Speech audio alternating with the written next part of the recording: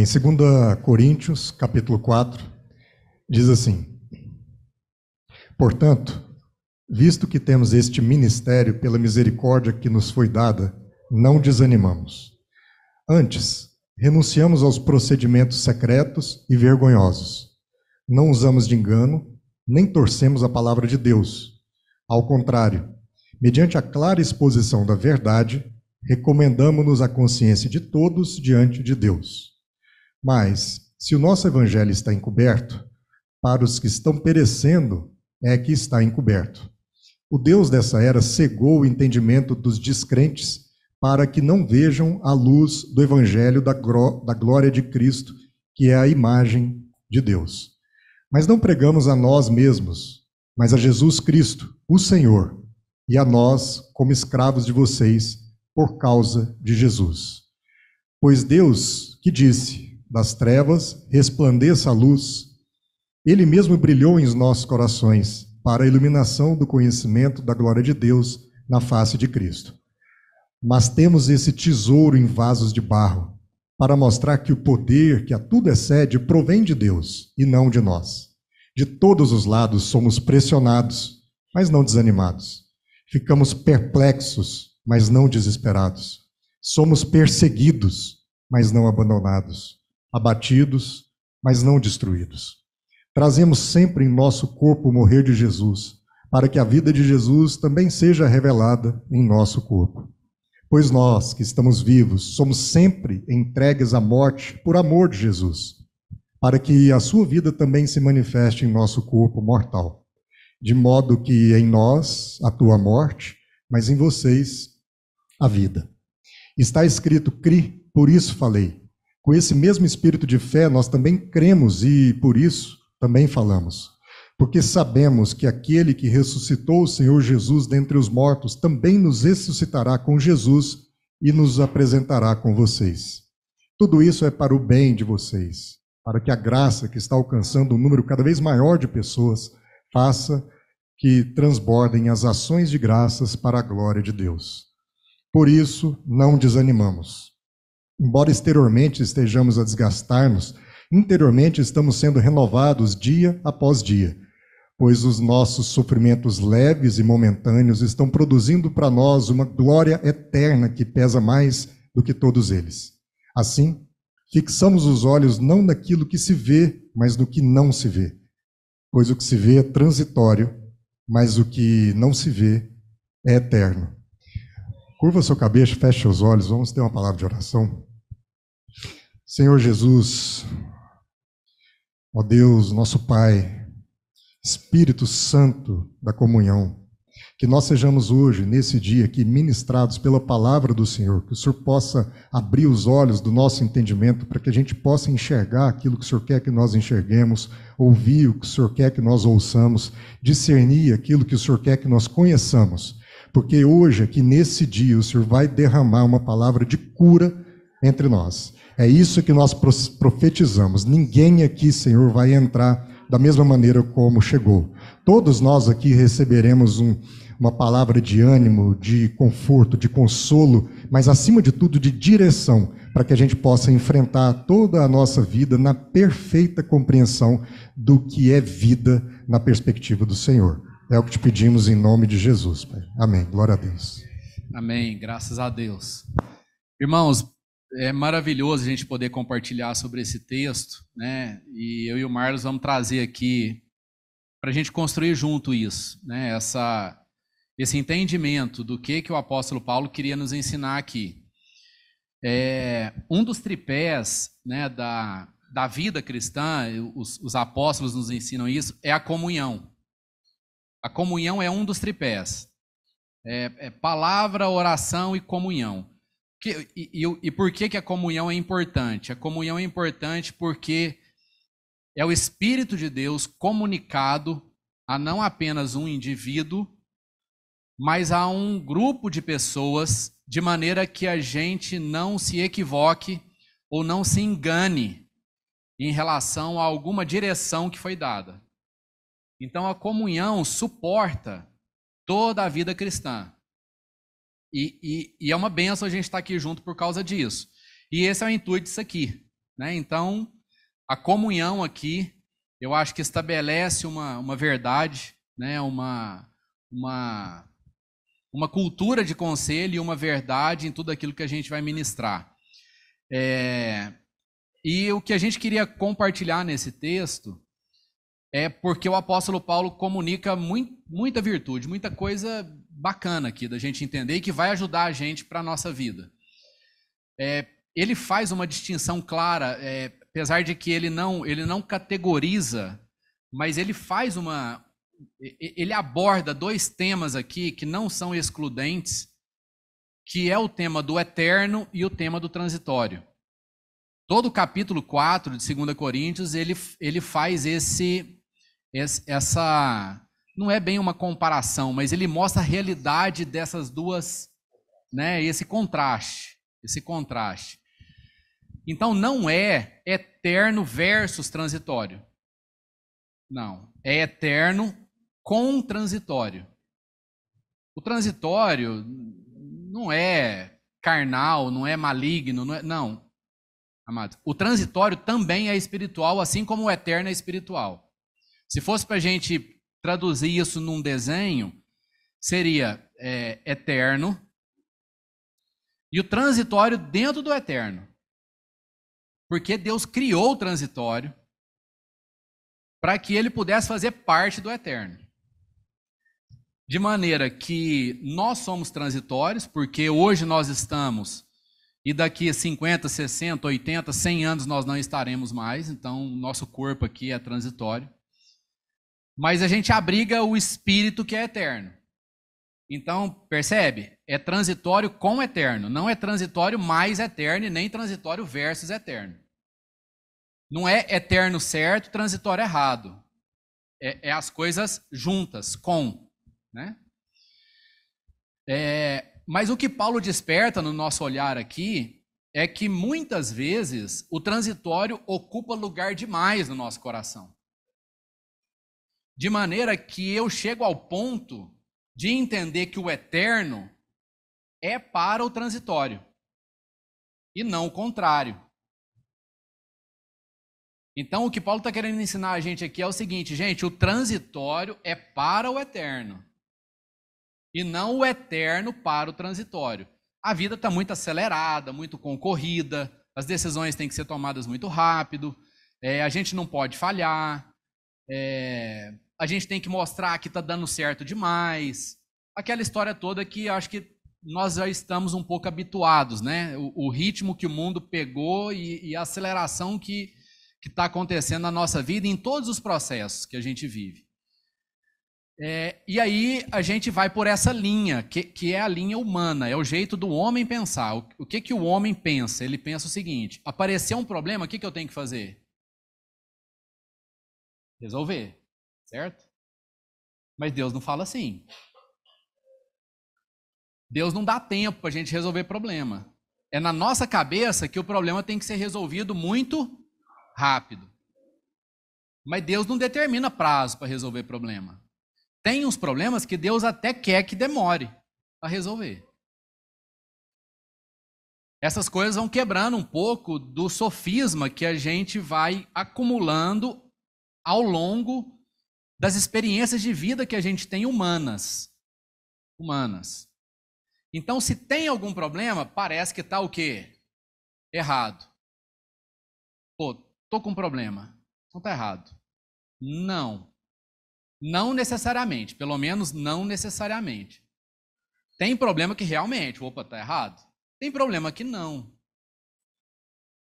E a gente vai entendendo que do ponto de vista do eterno, o problema não precisa, ou vou até um pouco além, o problema não poderia ser resolvido antes de ser discernido. Antes de ser entendido. E aí, quando a gente aplica a nossa objetividade, o nosso pragmatismo para resolver o problema, a gente resolve, certo? Mas a gente não discerne. Qual é o resultado disso? O resultado disso é que a gente não aprendeu. O problema passou, nós resolvemos, mas nós não aprendemos. E aí Paulo vai falando, estou falando da coisa assim um pouco mais ampla do que o texto diz, mas o que Paulo está dizendo é isso. E ele fala assim, olha, nós somos vasos de barro que abrigam um tesouro muito precioso dentro. E o que importa de fato é o que está dentro. E o que está dentro é o tesouro, o que está dentro é a glória de Deus, o que está dentro é o amor de Deus que abriga e que mora dentro do nosso coração. Isso é o que ninguém vê. E aí é uma das definições aqui, né? Não é a definição absoluta, mas uma das definições que ajuda a gente a compreender o texto é isso. O transitório é o vaso e o tesouro é o eterno. O tesouro é o que a gente não está vendo, o eterno é o que a gente não consegue ver. O transitório é aquilo que, entendeu? Está ali. Então você pega, muda o vaso de lugar, dá um esbarrão nele, ele quebra um pedaço. Dependendo do tamanho da pancada que tem, ele quebra todo. É isso. O vaso é frágil, o vaso é imperfeito, o vaso é orgânico, o vaso é de matéria, enfim. Eu acho que dá para a gente explorar bem esse exemplo aqui. E na medida em que esse vaso abriga esse tesouro, Paulo está dizendo o seguinte: esse tesouro precisa ser revelado, esse vaso precisa ele precisa ser acessível e talvez vulnerável o suficiente para que esse tesouro possa aparecer. Esse conceito de vulnerabilidade, a gente precisa entender que é um conceito humano. Humano, assim, ele não é um conceito ruim. Ele é um conceito da nossa humanidade. A vulnerabilidade é nossa companheira, irmãos. Do céu. É uma virtude que Deus criou, a ponto de Paulo falar assim, olha, é na minha fraqueza que eu fico forte. Quanto mais eu estou fraco, mais eu sou forte, porque o poder de Deus se aperfeiçoa na minha fraqueza. Naquilo que eu não dou conta, naquilo que é difícil, naquilo que eu apanho, naquilo que eu não sei, o poder de Deus vai se aperfeiçoando e vai se revelando através disso. Olha para você ver que é a mesma figura que Paulo está trazendo aqui do vaso e do tesouro. Então, Paulo vem, através desse texto, ordenar as coisas na nossa vida. Então, a nossa vida é feita de eterno e transitório. E aí, para que a gente usa a religião ou a figura de Deus, a figura divina? Para que a gente usa? Para resolver os nossos problemas. Então, a coisa está boa demais, eu vou menos no culto, eu ligo menos para os meus irmãos, eu relaxo. A gente fica naquela situação assim, eu não estou precisando. Vamos falar a verdade, né, irmãos? É assim que acontece. E aí, a partir disso, dessa experiência entre nós e o divino, entre nós e o eterno, a gente vai diminuindo o lugar de Deus no nosso coração, na nossa vida. Porque a Bíblia diz o seguinte: Deus é amor. E Deus é tudo. É difícil definir Deus a não ser definindo-o como amor. Porque qualquer outra definição não cabe em Deus. Deus não consegue. É tudo, é literalmente tudo. Deus não se define como amor, né? Assim, o apóstolo define Deus como amor, mas quando Deus vai se definir, ele diz: eu sou o eu sou. Deus não se define de maneira objetiva, de maneira tangível, de maneira, pegável. Então, quando a gente coloca Deus no lugar em que ele resolve a nossa vida, qualquer coisa que a gente defina Deus que tenha uma definição menor do que eu sou, ou do que amor, nós estamos diminuindo Deus em relação àquilo que ele poderia ser e se expressar através da nossa vida. Então, Deus não vai ficar menor porque você acha que ele é menor. Mas Deus pode ficar menor na sua vida por aquilo que você compreende o que ele é na sua vida. Então, o jeito que eu penso que Deus é não muda a identidade de Deus, mas muda ele comigo. Muda totalmente ele comigo. O eterno, o que é a diferença conceitual entre o eterno e o transitório? O eterno é a relação de Deus com o homem e do homem com o homem. Porque Deus não se satisfez em ter apenas um filho. Se o problema de Deus fosse uma questão de paternidade, estaria resolvido com Jesus. Então a questão de Deus não é essa. A questão de Deus é o seguinte: eu preciso fazer com que essa família seja maior. E o jeito que eu vou fazer para essa família ser maior é eu enviando Jesus. E esse Jesus vai se tornar o Cristo. Ele vai morrer em favor de outros. E esses outros vai virar também meus filhos. Uma comunidade, uma família. Vai virar uma família. Então perceba que o projeto de Deus, o plano de Deus, não é ter um filho, é ter filhos. E é ter filhos para comunicar a sua identidade, as suas virtudes. Deus não partiu do raciocínio ou do princípio de dizer assim: cara, esse mundo tá ruim demais, bicho, eu preciso ir lá, senão esse povo não vai dar conta desse mundo. Né? Eu preciso arrumar esse negócio porque ficou muito mal feito. Não, irmãos, não é. Então, nós precisamos tomar cuidado. Quando o lugar que Deus vai tomando na nossa vida é apenas e tão somente para que as minhas coisas fiquem muito arrumadinhas. Para que no meu trabalho a coisa funcione direito, para que lá em casa a coisa funcione bem, para que os meus amigos eu tenha uma convivência bacana, para que não falte muito dinheiro. Isso não é só isso a relação com Deus. Longe disso, bastante longe.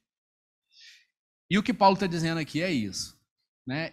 E aí ele vai falar então, olha, então é o eterno com o transitório.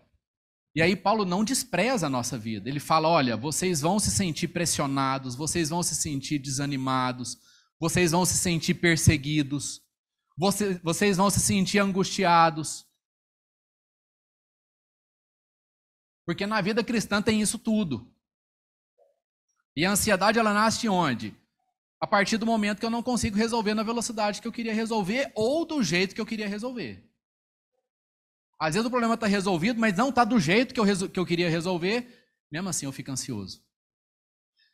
Mas guarda uma coisa, amados, no seu coração. Deus não tem compromisso em resolver problema. Deus tem compromisso em adotar filhos, em formar família, em converter coração dos pais aos filhos, dos filhos aos pais. Esse é o compromisso de Deus conosco. Qualquer coisa que a gente tenha vindo buscar aqui, e aí seja na sua relação com Deus, seja na sua relação com a igreja ou com seus irmãos, para que um problema seja resolvido, isso é engano. Por isso que aqui ele começa o texto dizendo assim, olha, nós renunciamos aos procedimentos secretos e vergonhosos, não usamos de engano. O que é não usar de engano? É dizer o que a vida com Deus não é. A vida com Deus não é só prosperidade. A vida com Deus não é só vitória no aspecto assim de que se a gente chorou está errado. De que se a gente está sofrendo, está errado. Quando eu ligo esse tipo de pensamento e coloco ele no meu coração, eu começo a ter um problema para resolver com Deus. Deus, o Senhor não está me vendo. O Senhor não está percebendo o que está acontecendo. O Senhor me abandonou. E Paulo está dizendo o seguinte, olha, vocês vão ser perseguidos, mas vocês não vão ser abandonados. Então, quando eu pergunto a Deus, ou perguntar, eu acho que é isso mesmo, né? A gente pergunta muito, mas quando eu concluo que Deus me abandonou, eu estou indo contra aquilo que a palavra de Deus está dizendo, que Ele não vai me abandonar. que a fidelidade de Deus vai me acompanhar o resto da minha vida. Salmo 23. Quando eu penso em que se eu estou numa tribulação e essa tribulação está demorando demais para passar, tem alguma coisa errada, eu estou colocando em xeque a palavra de Deus, que diz lá no mesmo salmo que diz que nós estamos em pastagens verdejantes e abundantes e águas tranquilas. Passa um pouquinho, 2 versículos para frente, esse mesmo Deus nos faz passar num vale de sombras e morte.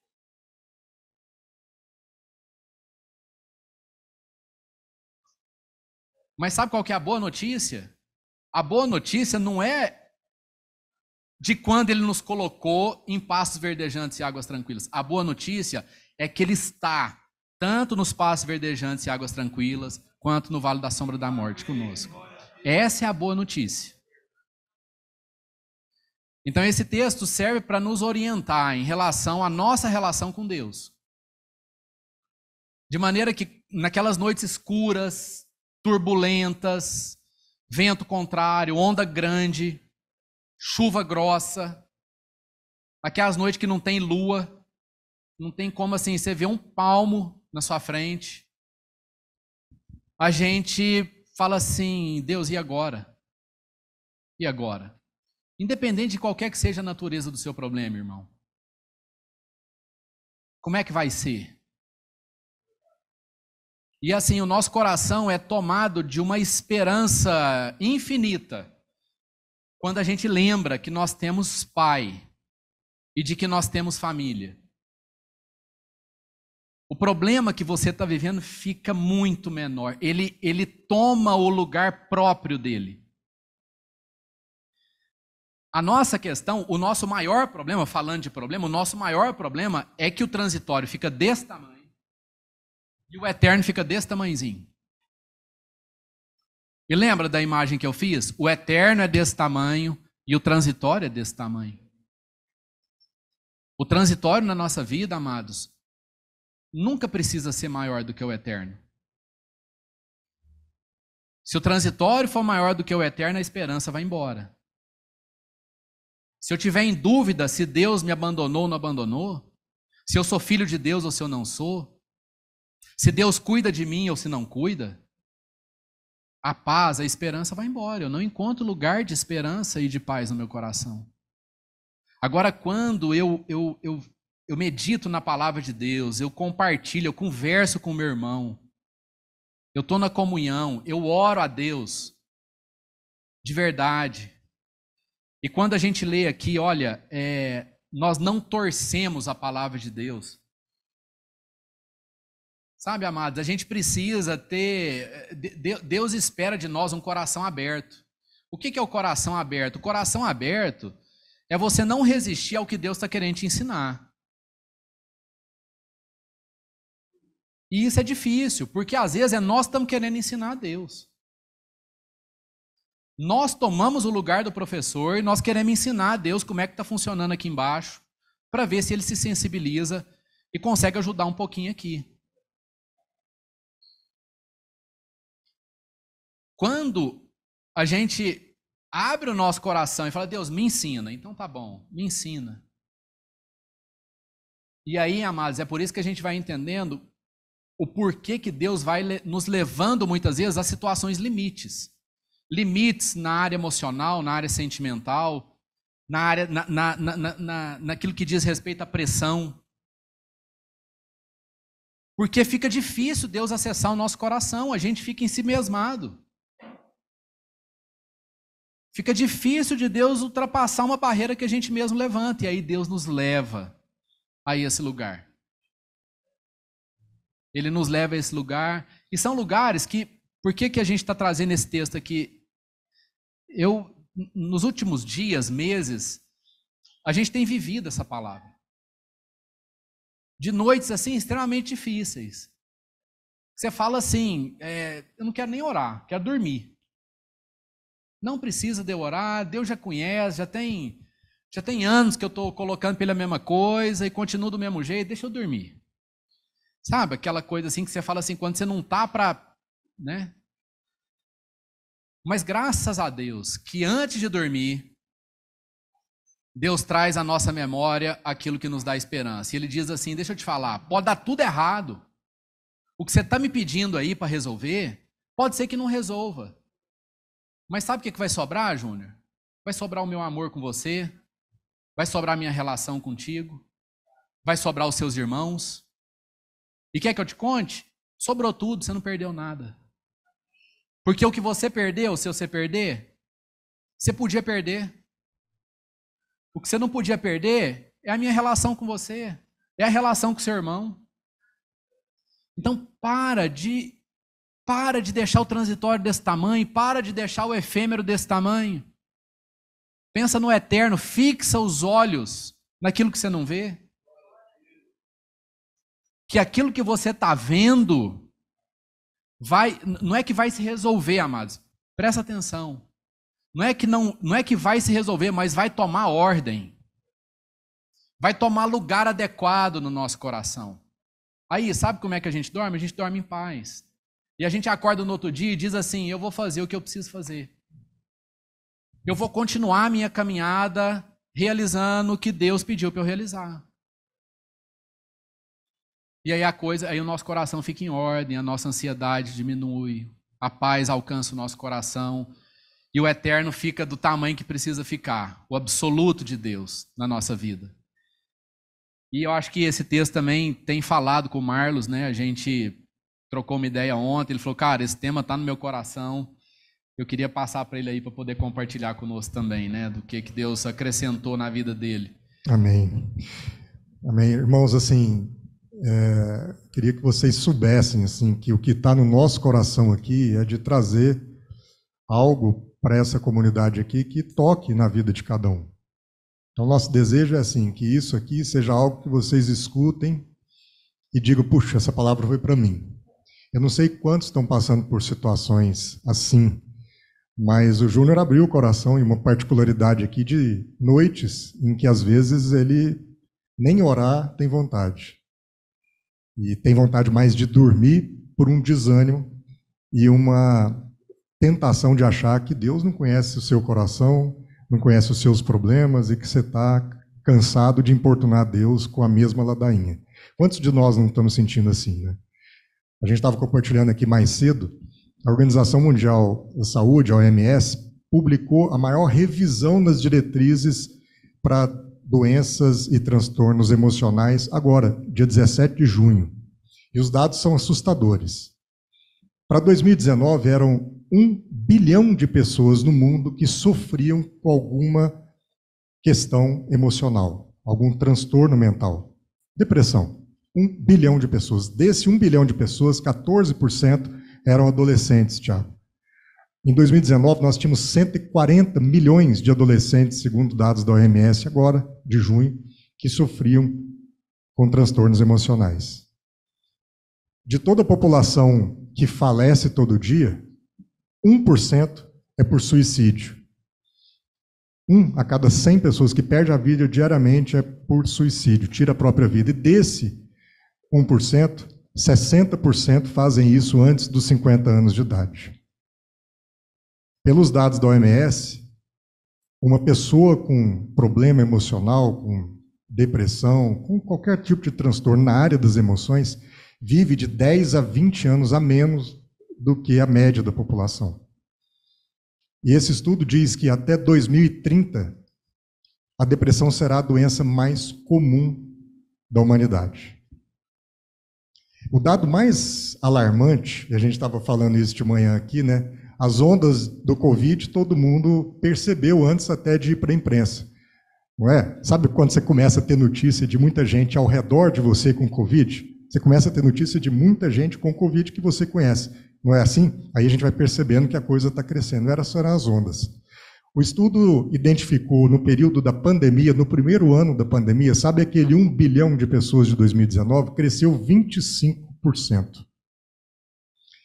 E para os dados brasileiros, desde o início da pandemia, e aí já incluindo 2022, nós temos 40% a mais de incidência de questões emocionais de depressão. Aí quando você olha para esse texto aqui, para quem Paulo está falando? ele está falando para mim, eu não sei quanto a você. Mas quem sou eu? No verso 8, ele diz: eu sou o desanimado, eu sou o desesperado, eu sou o que me sinto abandonado, eu sou o que muitas vezes me sinto destruído. Esse é o destinatário desse trecho da carta de Paulo, porque ele diz: olha, de todos os lados a gente sofre pressão, mas não desanima, não. A gente às vezes fica desanimado. Ficamos perplexos, fique perplexo, mas olha, não se desespera. A gente se sente desesperado. Somos perseguidos, a gente vai sofrer perseguição, mas não se sinta abandonado. Eu estou com você.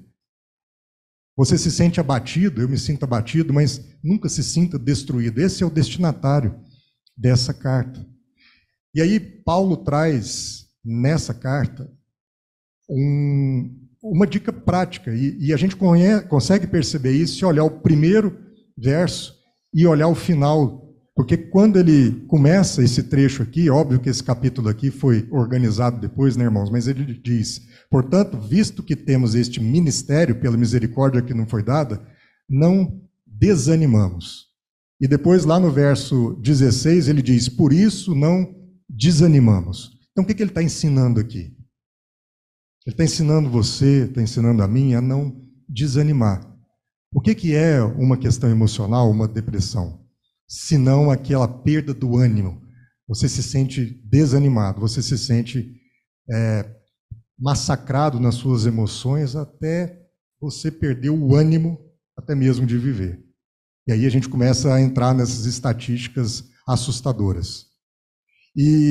Mas o texto é esse tratado, né? Porque quando o Júnior fala dos problemas, né, as tribulações, o texto fala dessas tribulações, o sofrimento. O maior dilema, né, para o cristão, assim, principalmente o recém-convertido, é olhar para o sofrimento e perguntar onde é que está Deus no meio de tudo isso, não é assim? Porque essa questão da tribulação para outras religiões, as outras religiões, e às vezes a gente entra nesse lugar, elas tratam a questão do sofrimento como algo a ser evitado. Então, eu preciso aprender isso aí para evitar o sofrimento, para evitar a tribulação. Por quê? Porque ela ensina um conjunto de regras que, uma vez atendidas, vão trabalhar as consequências. Então, se eu sofro a consequência do sofrimento, da tribulação, muito provavelmente é porque eu descumpri uma regra. Então, isso é o jeito do mundo de tratar o problema do sofrimento. O jeito de algumas religiões tratar o problema do sofrimento. É um problema em que a gente busca evitar a tribulação porque eu trabalho em conjunto regra-consequência. No cristianismo, não. No cristianismo, Deus não nos ensina a evitar a tribulação, a evitar o sofrimento, mas a atravessá-lo. Porque não nos ensina um conjunto de regra para eu evitar as consequências, mas ensina uma consciência para eu discernir um propósito. E isso muda tudo. Então, se para muitos o conceito de tribulação é um jogo de regras, um jogo de consequências, basta ver os amigos de Jó, eles entraram no sofrimento de Jó e tentaram discernir ali uma causa e efeito. Como se Jó pudesse, com o braço dele, com comportamentos do certo e errado, evitar tudo que estava passando. E Jó transporta aquela conversa para uma outra realidade, para um outro prisma. Ele diz: não é uma questão do que eu fiz ou não fiz, é uma questão da consciência que agora eu assumo. Antes eu te conheci por ouvir dizer, mas agora os meus olhos te veem. Então eu assumo uma consciência e entendo o propósito. E aí o sofrimento começa a ser ressignificado na minha vida. Eu não estou dizendo aqui que a depressão não existe ou que ela não tem causas, inclusive endocrinológicas. Ela é um problema de saúde, é uma doença.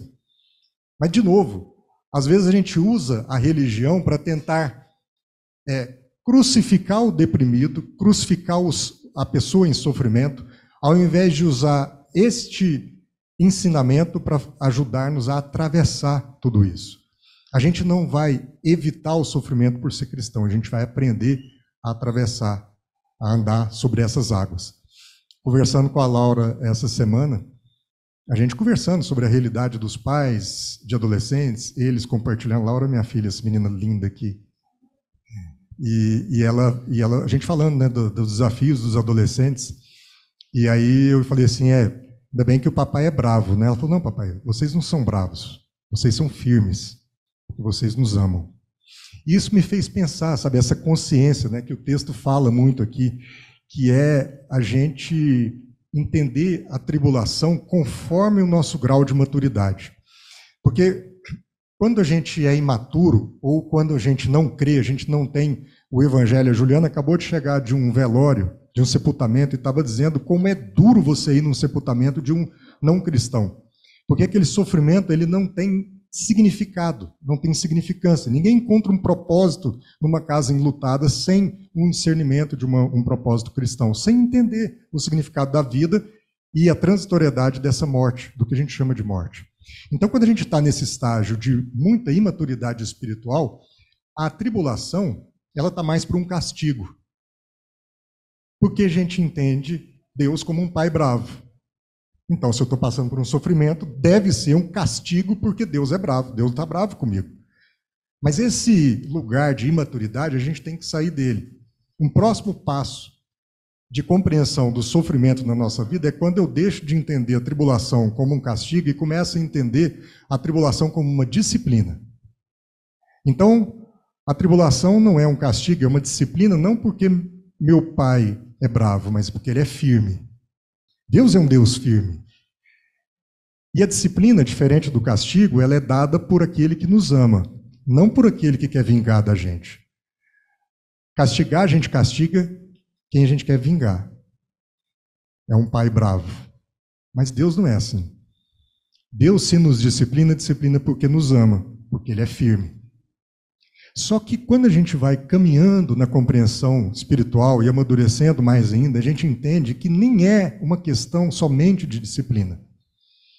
Mas que a tribulação, ao invés de um castigo e ao invés de ser somente uma disciplina, a tribulação é um testemunho. Eu sofro não necessariamente porque eu estou sendo disciplinado, mas porque eu estou gerando um testemunho. Não porque meu pai é firme, muito menos do que ele é bravo, mas porque ele é amor. E se ele é amor e me ama, ele me permite uma disciplina que eu chamo de tribulação para que eu gere um testemunho na comunidade, um testemunho para os meus irmãos. Porque se eu olhar para a vida de Jesus, eu não vou ver Deus castigando Jesus. Não foi isso que aconteceu. Muito menos Jesus sofreu disciplina, ele não fez nada errado. Mas todo o sofrimento que veio sobre a vida de Jesus era para gerar um testemunho que fez com que a gente estivesse aqui hoje. Se não fosse aquela cruz, aquele sofrimento, a gente não estaria aqui. Então, aquele pai, ele é firme sim, mas ele é puro amor. Se a gente não olhar para o sofrimento da nossa vida nessa perspectiva, e se a gente não ensinar isso para a nossa família, o nosso velório vai ser um desespero terrível, ao invés de ser uma celebração de um testemunho. Deus queira, meus filhos, Gabriel, Laura, o Fernando que não está aqui, que o dia que vocês tiverem que fazer meu velório, vocês celebrem o testemunho que eu tenha dado. E não chorem o castigo que eu possa ter recebido, porque não é disso que a gente está falando. Sabe assim, e compreender isso, né? O texto fala de forma maravilhosa assim, né? Como é que a gente não desanima, né? Se ele está ensinando a desanimar. É porque, olha só, no começo do texto, né? Quando ele fala, visto que temos este ministério, não desanimamos. Sabe, amados, para a gente não desanimar diante dos problemas da vida, o primeiro passo é a gente discernir o nosso ministério, o nosso propósito. O que você está fazendo da sua vida? Qual é o significado? Qual é o ministério da sua vida? Eu nem estou falando de ministério da igreja, não é isso. Mas você trabalha para quê? Para que você faz o que você faz? Para que você serve as pessoas que você serve? Aliás, a quem você está servindo? A qual Deus você está servindo? Você já se perguntou qual é o seu ministério? Porque Paulo está dizendo aqui, ó, é por conta deste ministério que a gente não desanima. A dica está aqui. E depois no verso 16, ele fala, por isso não desanimamos. Sabe por quê? Aí vem a dica número 2. Porque eu não olho para o meu homem exterior que está se desgastando. Eu olho para o meu homem interior e vou renová-lo. Então, o sofrimento que eu vejo exteriormente, eu não ponho a minha energia, o meu foco nisso. Não é isso que toma a minha atenção, mas é qual homem interior isso está gerando. É por isso que eu não desanimo, porque eu olho para as circunstâncias e para o sofrimento e para a tribulação, e embora isso esteja desgastando o meu homem exterior, o meu homem interior está sendo renovado. E aí a terceira dica que ele dá, ele fala, olha, porque a gente tem que fixar os olhos naquilo que a gente não vê. A gente sofre e adoece com o nosso sofrimento, porque a gente continua fixando nossos olhos no que a gente vê exteriormente.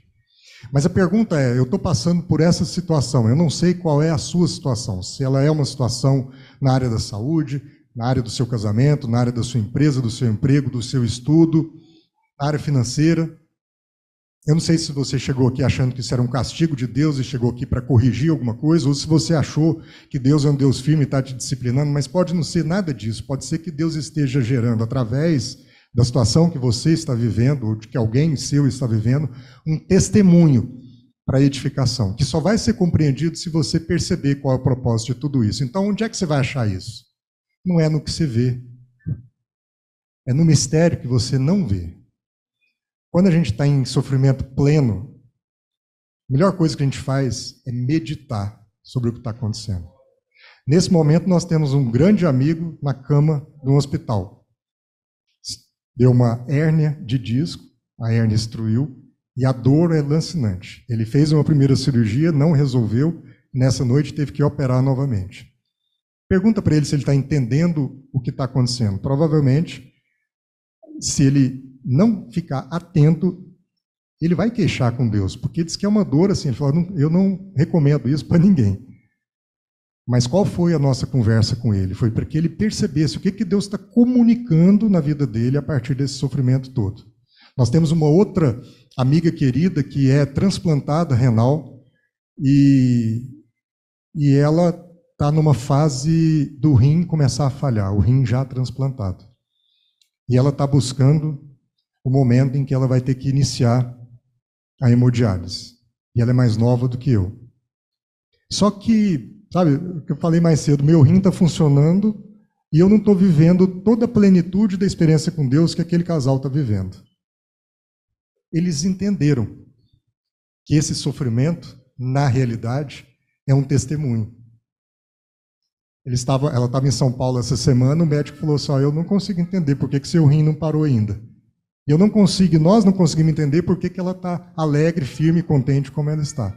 Sendo que se avizinha um procedimento terrível que é a hemodiálise.